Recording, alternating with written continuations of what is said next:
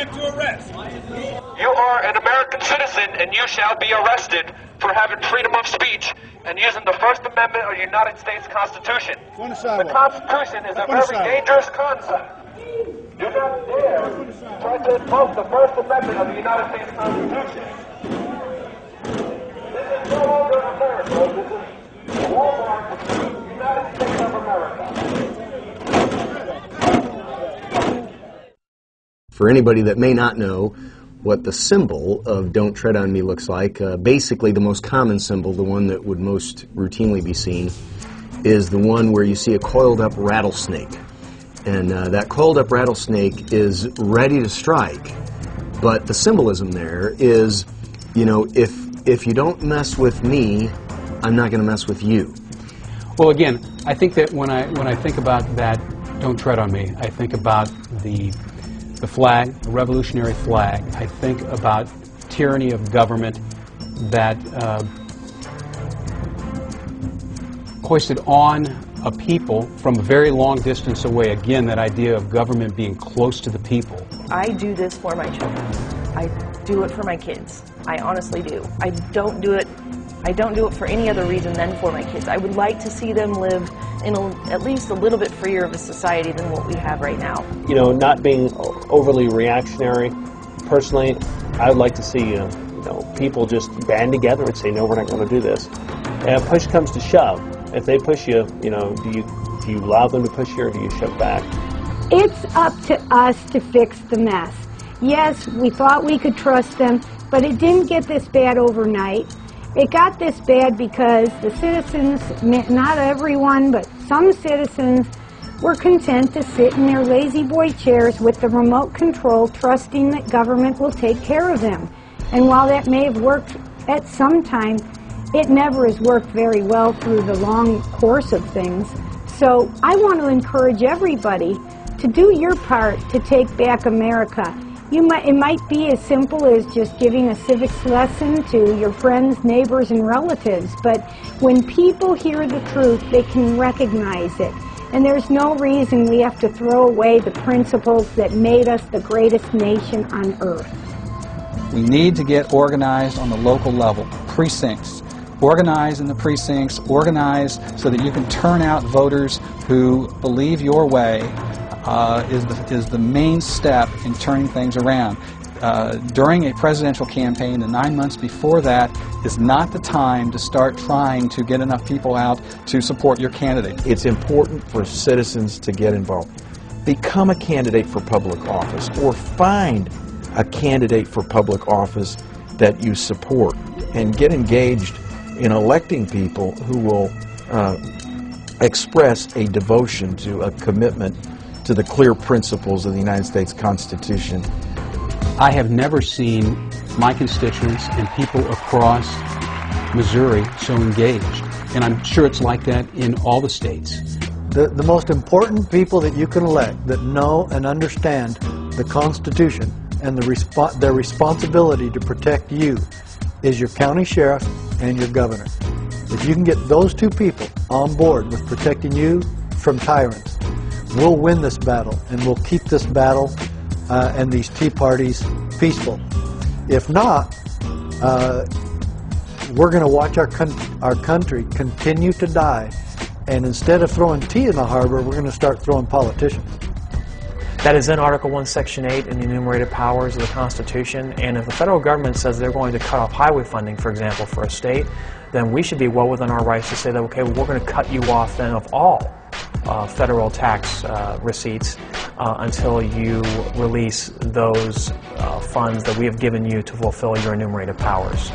But the good people of America, through the Patriot Uprising, the Tea Party movement, have banded together and made it clear to our government that we just aren't taking anymore.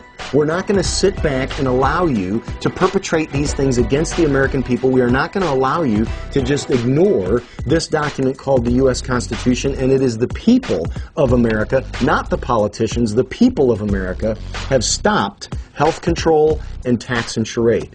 Founding Fathers created a country in which the local level is to be the most powerful force on us. If government is going to have any kind of effect on us, particularly it should come from the local level, because that means you can sit down with your local county commissioner or your local city councilman over a cup of coffee or something and say, you know, Harold, I got a problem with this, and you can talk to them. And if they don't do what you want them to do, then you can organize to try to take them out of office. A larger than expected turnout today for a Tea Party protest. People are upset with the Obama administration. And this time, in addition to signs denouncing government spending, protesters were encouraged to bring their guns. Well, I think there's a lot of people, myself included, until about a year ago, that basically just trusted our government and believed that they were actually doing what was best for us. The protesters say the pending health care legislation is a big reason why they're upset. But they're also angry about gun control, big bailouts, and tax increases. They say it's time they're heard. Well, I would call it sensitizing people to the problem. You have different levels here. There are some people who understand this problem, and then there are others who don't understand the specifics of it, but they know the source of it. And Congress, this problem is located in Congress. And there are some down below who will understand not only that, but they say, well, I know a solution to it, or I know a direction for a solution. We have to work through the states or what have you. And then you have a vast mass way at the bottom who are feeling the economic and social screws being turned on them. And the one thing they know is they're not responsible for this. They didn't do this. Somebody else did it. And now they're looking around to see who it was. And it has to be people in positions of power that did it. And so they're looking at the financial community, they're looking at the big businessmen, they're looking at the big politicians, and say, you people are responsible in some way for this mess that's coming on me, that's being dumped on me. Their first instinct is to ask them to correct it, because they've been told all along that Washington has all the answers, right? But now they're realizing Washington does not have the answers. We get hope, we get change, and we don't actually get any hope or change, right? That was the whole mantra of the Obama campaign. I leave Mr. Obama aside, right, without criticizing him in particular, but that's the idea of all of these political campaigns. You put in this new fellow, and things will change. And people have swallowed that stuff long enough. They realize it isn't true. It doesn't change. At that point, they're going to stop, number one, looking to Washington, begin to look at the other alternatives, which are the states, and I hope the second point is they're going to recognize that if change is going to occur, they have to make it occur.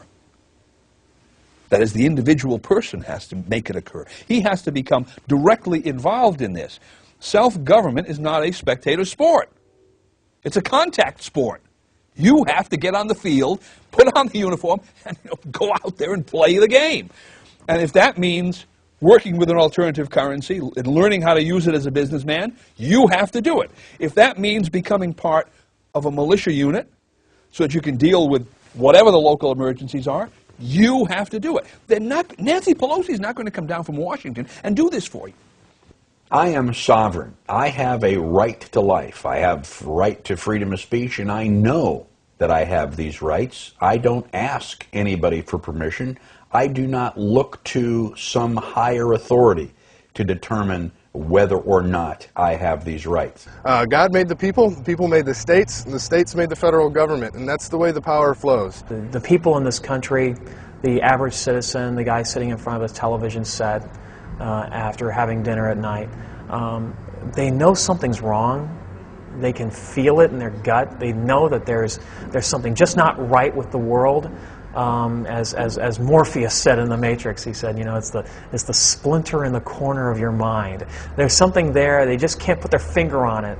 It's our responsibility as citizens, as people who uphold the Constitution, to give them the option, to give them the ability to take the red pill and see how far the rabbit hole goes. And when they do, when you start making people awake and aware of what's going on, they become excited themselves and become true grassroots people themselves and want to spread the message. And I think that's happening to great effect right now. When you evaluate the efforts and the results of the Patriot Uprising, the Tea Party movement, and you ask yourselves, have we made measurable progress in reasonable time? The answer to that is a resounding yes.